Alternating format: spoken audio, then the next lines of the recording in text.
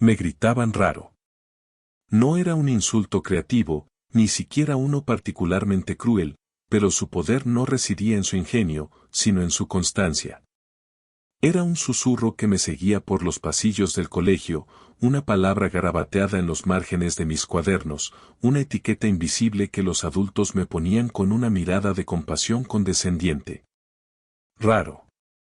La palabra se convirtió en el eco de mis pasos, en el sabor del agua, en el color gris de un día nublado. Definía los límites de mi mundo, construyendo muros a mi alrededor con los ladrillos de la incomprensión ajena. Hoy, esas mismas voces, o unas inquietantemente parecidas, usan otra palabra para describirme. La pronuncian con una mezcla de asombro y respeto, en salas de juntas y artículos de prensa. Visionario. Y cada vez que la escucho, una parte de mí no siente el triunfo que cabría esperar. Siente el peso de la cicatriz, el recuerdo de un niño que solo quería que alguien entendiera que los mundos que dibujaba en su mente eran tan reales, tan vibrantes, como el que todos los demás daban por sentado. Esta no es la historia de una venganza, sino la de una traducción. La historia de cómo aprendí a hablar el idioma de mi propia alma con la suficiente fluidez como para que el mundo, por fin, dejara de oír ruido y comenzara a escuchar la música. Antes de que la palabra raro se adhiriera a mí como una segunda piel, hubo un tiempo de pura maravilla. Yo no veía el mundo como los demás niños. Para ellos, un árbol era un árbol, una farola era una farola y un coche era un coche. Para mí, todo estaba conectado por hilos invisibles de luz y energía. Veía la forma en que la luz de la farola alimentaba el verde de una hoja cercana, como el sonido del motor de un coche creaba una onda que hacía vibrar el cristal de una ventana a 100 metros de distancia, como el estado de ánimo de la gente en la calle tejía un tapiz de colores emocionales que flotaba sobre el asfalto. Mi mundo era una sinfonía de conexiones, una red neuronal de una belleza abrumadora. Pasaba horas no jugando con juguetes, sino tumbado en el suelo, con una caja de lápices de colores y rollos de papel de carnicero, intentando cartografiar estas conexiones. Mis dibujos no eran de casas o personas, eran diagramas de flujo cósmicos, mapas de energía que unían una nube con la risa de un niño, el patrón de una alcantarilla con la canción que sonaba en una radio lejana. Al principio, mis padres lo encontraron encantador. «¿Qué imaginación tiene?», decían a las visitas, mostrando mis extraños lienzos. Pero la fascinación pronto se convirtió en preocupación. Otros niños construían castillos de Lego, yo construía modelos de cómo creía que los pensamientos viajaban de una persona a otra usando pequeños trozos de papel de aluminio y lana. Ellos jugaban al fútbol, yo me sentaba en el césped, intentando sentir el pulso de la tierra bajo mis pies. Mi normalidad era un universo paralelo al suyo, y la frontera entre ambos mundos se volvía cada vez más nítida, cada vez más hostil. Vivía en un estado de asombro casi doloroso, un éxtasis silencioso que nadie más parecía percibir, y la soledad de esa percepción era una nube que comenzaba a formarse en el horizonte de mi infancia. El punto de ruptura, el momento en que la nube de soledad estalló en una tormenta de vergüenza, llegó en la feria de ciencias de 5º grado. Mientras mis compañeros presentaban volcanes de bicarbonato y circuitos de patatas, yo llegué con mi obra magna, el alma de la ciudad. Durante meses, había trabajado en un tablero de madera contrachapada de 2 metros de ancho, sobre el que había recreado un mapa de nuestro barrio. Pero en lugar de calles y edificios, había tendido una red increíblemente compleja de hilos de colores, pequeñas luces LED alimentadas por baterías y fragmentos de espejos. Cada color de hilo representaba un tipo de energía, rojo para el tráfico, azul para el flujo del agua, amarillo para las redes eléctricas, y uno plateado, casi invisible, para lo que yo llamaba conexiones emocionales. Mi presentación no consistía en explicar la fotosíntesis, sino en describir cómo un atasco en la avenida principal, un nudo de hilos rojos, provocaba una oleada de frustración, una vibración en los hilos plateados, que afectaba la productividad en las oficinas cercanas. Recuerdo la cara de mi profesor, el señor Morales. Su ceño se frunció, sus labios se apretaron en una línea fina de absoluta perplejidad. Caminó alrededor de mi proyecto, tocó uno de los hilos y luego me miró. No había curiosidad en sus ojos. Solo había un muro. Y esto, dijo en voz alta, para que los otros padres y alumnos pudieran oírlo, ¿qué se supone que demuestra exactamente? Mi voz tembló al intentar explicar mi visión de un sistema vivo y conectado. Él me interrumpió con una risa corta y seca. Esto no es ciencia, sentenció. Son garabatos con luces. Y entonces, una risa se unió a la suya. Luego otra. Pronto, la sala se llenó de un coro de burlas y cuchicheos. Y entre las risas, clara como una campana de iglesia, escuché la palabra. Raro. La gritó un niño desde el fondo de la sala. Y esa palabra se convirtió en el veredicto. Sentí como el calor subía por mi cuello hasta mis mejillas, un calor abrasador que parecía querer derretirme allí mismo. Recogí mi alma de la ciudad rota, con los hilos colgando como venas seccionadas, y caminé hacia la salida bajo el peso de 1000 miradas. Ese día no solo se rompió mi proyecto. Se rompió mi confianza en el mundo que veía. Comencé a creer que tal vez tenían razón. Tal vez mis ojos estaban defectuosos. Tal vez mi mente estaba rota. La caída fue larga y silenciosa. Fue una lenta decoloración del mundo. Los hilos de luz que una vez conectaban todas las cosas comenzaron a desvanecerse, a volverse opacos, hasta que desaparecieron por completo. El mundo se volvió plano, desconectado, una colección de objetos aleatorios en un espacio vacío. Dejé de dibujar. Guardé mis lápices de colores en una caja que escondí en el fondo de mi armario, como si fueran la evidencia de un crimen. Mi adolescencia fue un ejercicio prolongado y doloroso de intentar ser normal. Me obligué a hablar de los temas de los que hablaban los demás, deportes, música pop, series de televisión. Me vestía con la ropa que se suponía que debía llevar, imitaba las posturas y los gestos que veía a mi alrededor. Me convertí en un fantasma, un actor pésimo interpretando un papel que no entendía en una obra cuyo guión detestaba. La ironía era que, en mi desesperado intento por dejar de ser raro, me volví aún más extraño. Mi falta de autenticidad era palpable. Mis sonrisas no llegaban a mis ojos. Mis conversaciones eran forzadas. La gente no me llamaba raro a la cara tan a menudo, pero sentía su distancia, esa barrera invisible que se levanta alrededor de alguien que simplemente no encaja. Pasé de ser un excéntrico a ser un paria. La soledad se convirtió en mi única compañera constante. Las noches eran lo peor. En la oscuridad de mi habitación, el silencio era un rugido que me recordaba todo lo que había perdido. Ya no veía la sinfonía del universo, solo sentía el vacío de mi propia desconexión. Me sentía como un radio desafinado, capaz de captar solo estática mientras a mi alrededor sonaba una música que ya no podía oír.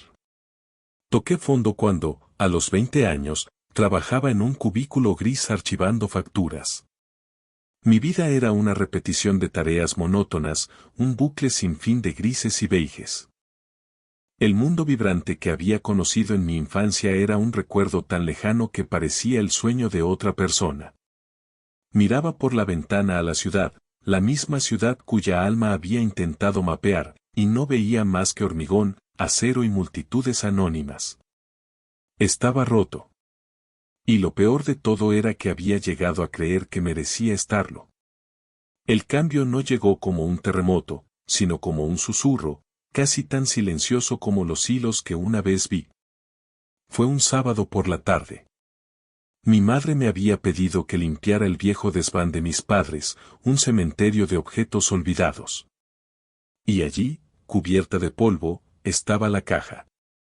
La caja con mis lápices y mis viejos dibujos. Mi primer instinto fue cerrarla de golpe, enterrarla de nuevo. Pero algo me detuvo. Con manos temblorosas, saqué uno de los rollos de papel. Era uno de mis mapas más complejos, una red de colores y símbolos que había dibujado cuando tenía 9 años. El dolor de la memoria era agudo, una punzada en el pecho. Estaba a punto de volver a guardarlo todo cuando una voz suave me sobresaltó. Era Elena, nuestra vecina de toda la vida, una anciana que ahora vivía en el apartamento de abajo. Había subido a traerme una limonada.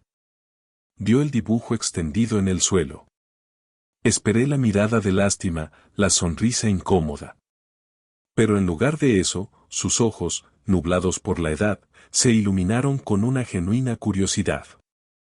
Se arrodilló lentamente a mi lado. ¿Qué es esto, querido?, preguntó, su voz como el crujido de hojas secas.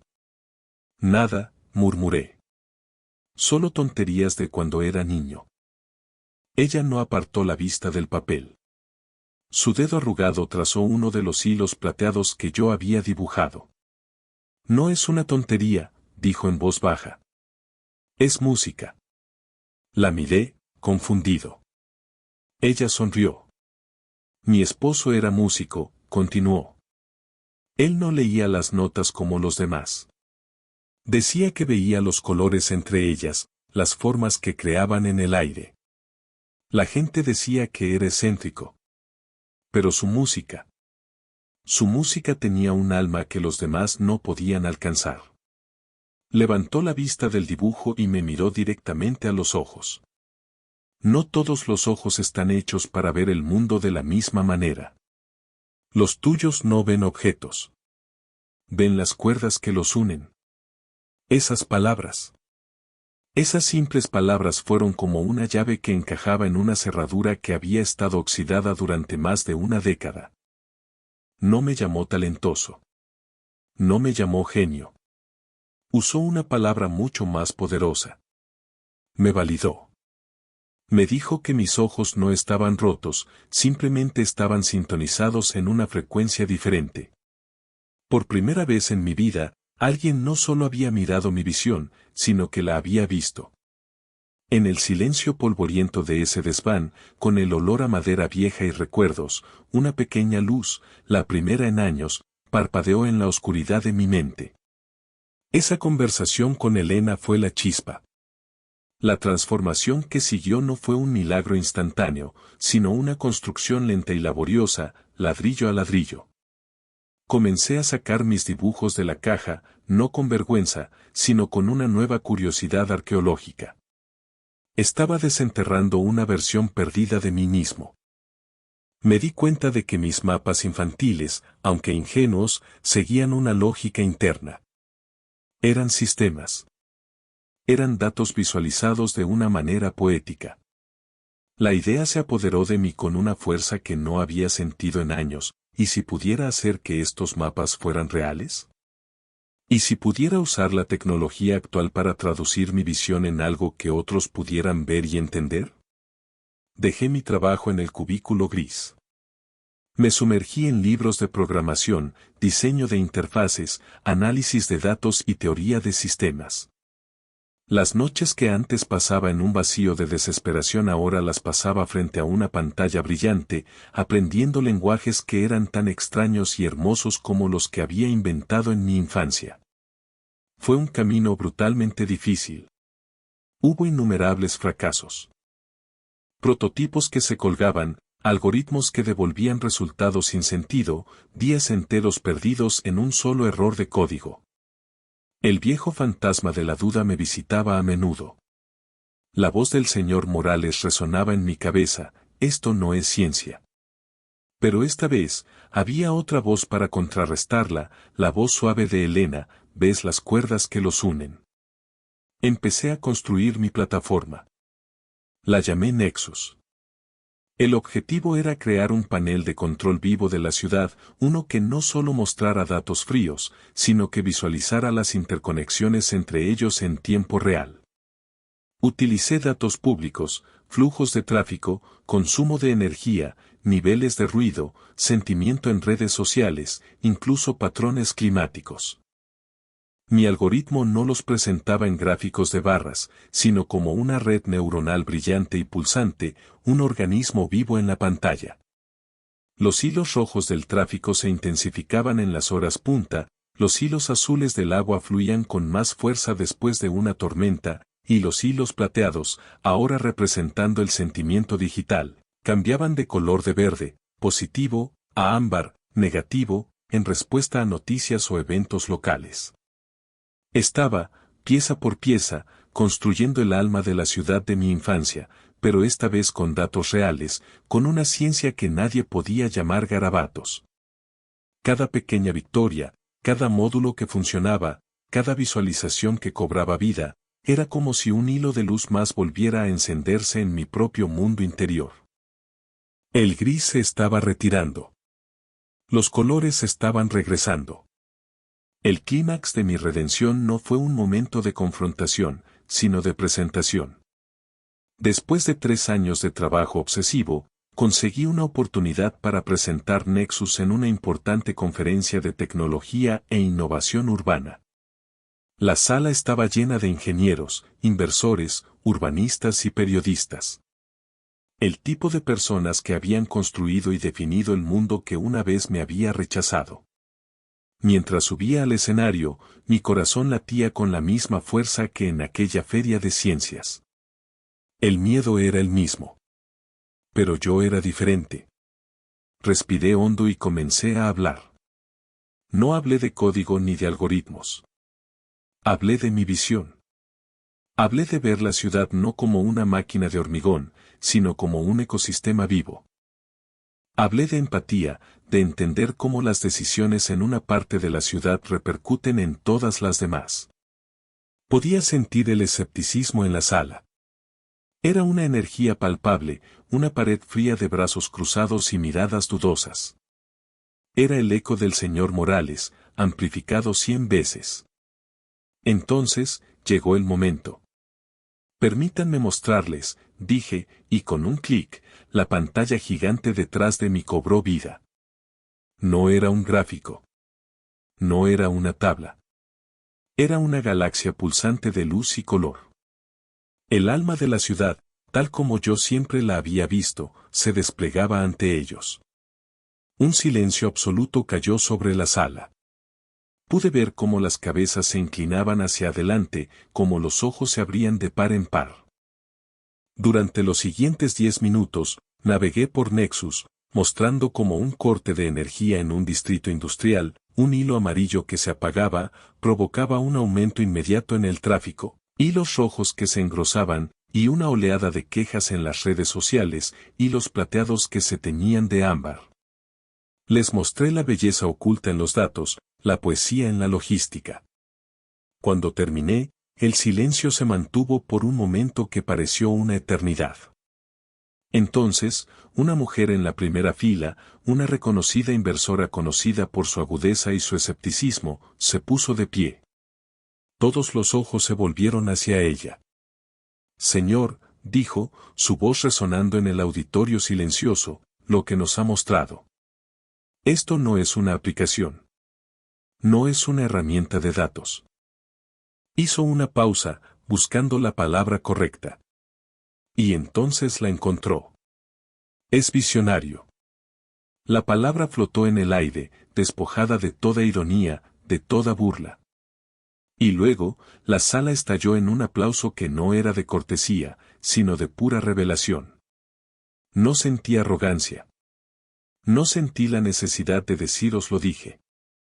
Solo sentí una inmensa y abrumadora sensación de alivio. Como un viajero que, después de una vida de hablar un idioma solitario, finalmente llega a casa y es comprendido.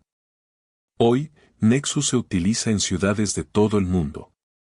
Me invitan a dar charlas, a consultar sobre proyectos de ciudades inteligentes.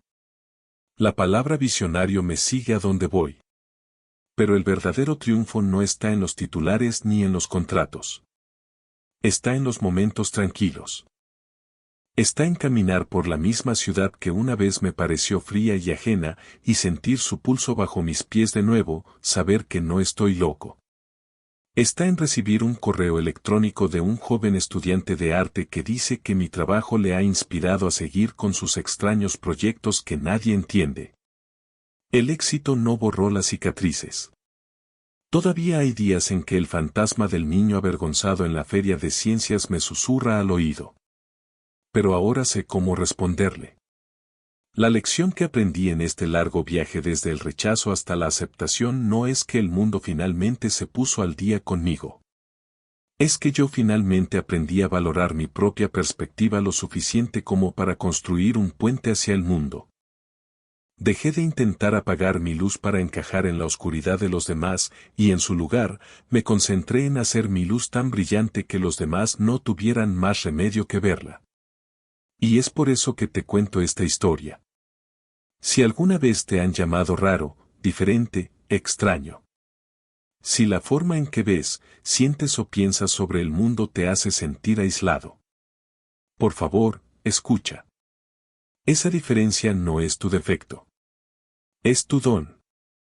Es tu frecuencia única en la sinfonía del universo. No es una maldición que debas ocultar, es un mapa que solo tú puedes leer. No dejes que el ruido de la incomprensión silencie tu música interior. El mundo puede que no la entienda ahora. Puede que la llamen ruido. Pero si tienes el coraje de aferrarte a tu visión, de nutrirla, de construirla y de compartirla con una fe inquebrantable, llegará un día en que el mundo no solo escuche. Se maravillará. Y la misma palabra que una vez usaron para marginarte se convertirá en la razón por la que te admiran. Tu rareza es el plano de tu genialidad. No la abandones nunca. Constrúyela.